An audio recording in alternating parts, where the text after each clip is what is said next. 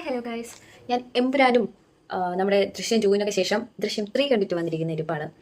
അപ്പോൾ എൻ്റെ ഹെയറൊക്കെ വളരെ മനോഹരമായി അഹങ്കാരത്തിൻ്റെ പുറത്ത് വെട്ടിക്കളഞ്ഞു. അഹങ്കാരത്തിൻ്റെ അല്ല, ദുബായിൽ കയറി നകളിച്ചതിൻ്റെ സ്വഭാവം മീൻസ് അവിടുത്തെ വെള്ളത്തിൻ്റെ കഴപ്പ് കാരണമാണോ എൻ്റെ കഴപ്പ് കാരണമാണോ എന്നറിയില്ല. മുടി മൊത്തം കഴിഞ്ഞു പോയി ഗൈസ്. അങ്ങനെ ഉച്ചയ്ക്ക് എനിക്ക് കഴപ്പ് കയറിയിട്ട് മുടി വെട്ടണം എന്നുള്ള കൊതിയുമായിട്ട് ഞാൻ നേരെ മുടി വെട്ടാനുള്ളതിൽ പോയി മുടിയൊക്കെ സെറ്റാക്കി വെട്ടിക്കളഞ്ഞു. നമ്മുടെ നാട്ടിലൊക്കെ എന്ന് വെച്ചാൽ സാധാരണ പെമ്പിള്ളേർ മുടി വെട്ടി ആമ്പിള്ളേരെ പോലെ മുടിയും വെട്ടി അങ്ങ് ഇറങ്ങിയിട്ടുണ്ട് എന്നൊരു ഇത് കാണും. അന്ന് മൈൻഡ് ചെയ്തില്ല. മുടിയൊക്കെ വെട്ടിയിട്ട് നേരെ ദൃശ്യം 3 കാണാൻ പോയി. അതും പ്ലാൻ ചെയ്യാതെ അൺഎക്സ്പെക്റ്റഡ് ആയിട്ട് ഇരുന്നിട്ട് ഒരു ഫ്രണ്ടിനെ കാണാൻ പോയ പോക്കിൽ അപ്പോൾ നമുക്ക് ദൃശ്യം 3 കാണാൻ പോകുന്നു പറഞ്ഞു. ഓക്കെ സെറ്റ് എന്ന് പറഞ്ഞു നേരെ ദൃശ്യം 3 കാണാൻ പോകുന്നു. പോയി കണ്ടു, തിരിച്ചിറങ്ങി. വളരെ നല്ലൊരു സിനിമയായിരുന്നു. നൈസ് എക്സ്പീരിയൻസ് ആയിരുന്നു. Family feel good movie. പക്ഷേ ഓൺലി വൺ ഡൗട്ട് ഗൈസ്, ചോദിക്കുന്നതുകൊണ്ടോ പറയുന്നുണ്ടോ ഒന്നും തോന്നരുത്. നമ്മുടെ ഭരതനാട്യം മോഹിനിയാട്ടമൊക്കെ സിനിമ ഉണ്ടല്ലോ, അതിലൊക്കെ ഒരു കൊല നടന്ന ഒറ്റ സിനിമയിൽ ഒറ്റ നിമിഷം കൊണ്ട് ഒറ്റ സീനിൽ പ്രൂവ് ചെയ്ത് അല്ലെങ്കിൽ നശിപ്പിച്ച് കളയുന്നു. ഇവിടെ സിനിമ പാർട്ട് 1 ഇറങ്ങുന്നു, 2 ഇറങ്ങുന്നു, 3 ഇറങ്ങുന്നു, ഇനി 4 ആണോ 5 ആണോ 6 ആണോ 7 ആണോ ഇങ്ങനെ പോയിക്കൊണ്ടിരിക്കുക. ഇന്നും പാറേപ്പള്ളി ധ്യാനിയും കൂടാൻ പോകുന്നു. അതിൻ്റെ അപ്പുറത്ത് വരുണിൻ്റെ ഡെഡ് ബോഡി അവിടെ പോകുന്നു, ഇവിടെ പോകുന്നു, ഡെഡ് ബോഡിക്ക് വേണ്ടി തിരച്ചിൽ നടത്തുന്നു. പാർട്ട് 3 ആയി ഗൈസ്. വർഷം 6-7 കഴിയുന്നു. ഇപ്പോൾ ദൃശ്യം 1 കാണുന്നവന് 20 വയസ്സാണെങ്കിൽ 2 കാണുമ്പോൾ 25 വയസ്സ്, 3 കാണുമ്പോൾ 30 വയസ്സ്, ഇനി നമ്മൾ അടുത്ത 4 കാണുമ്പോൾ 40 വയസ്സ്, 5 കാണുമ്പോൾ 80 വയസ്സ്. അങ്ങനെ പ്രായം കൂടുന്നതല്ലാതെ ഒരു ബട്ട് എന്തായി എന്നൊരു ക്യൂരിയോസിറ്റി. പക്ഷേ cinema nice, feel good and climax എന്ന് നമ്മൾ ഒരിക്കലും അതുവഴി ഇങ്ങനെ ചിന്തിച്ച് പോലും പോകാത്തൊരു ക്ലൈമാക്സ്.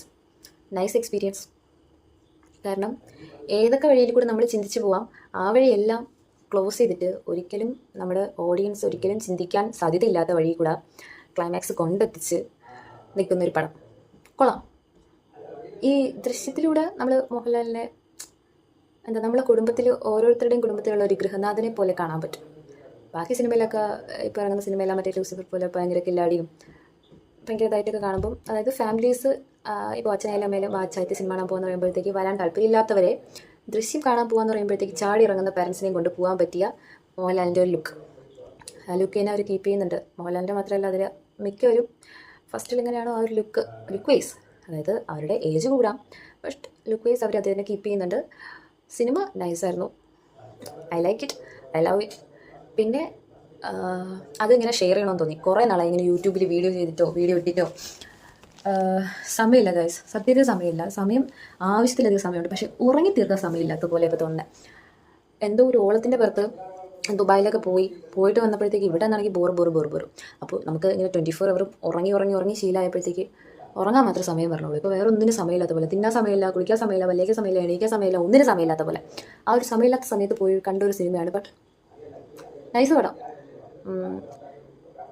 ഞാൻ തന്നെ അതിശയിച്ചു പോയി ഗൈസ്. നമ്മൾ തിയേറ്ററിലിരുന്ന ഓരോ സീനും കാണുമ്പം അപ്പുറത്തുനിന്നും ഒക്കെ ഓരോ കയ്യടിയും ബഹളവും. നൈസ് പടം. കാണാത്തവരുണ്ടെങ്കിൽ പോയി കാണാം, കൊള്ളാം. Nice experience. So bye. Next video ഇടുന്നെങ്കിൽ നെക്സ്റ്റ് വീഡിയോയിൽ കാണാം. Keep watching. ബൈ.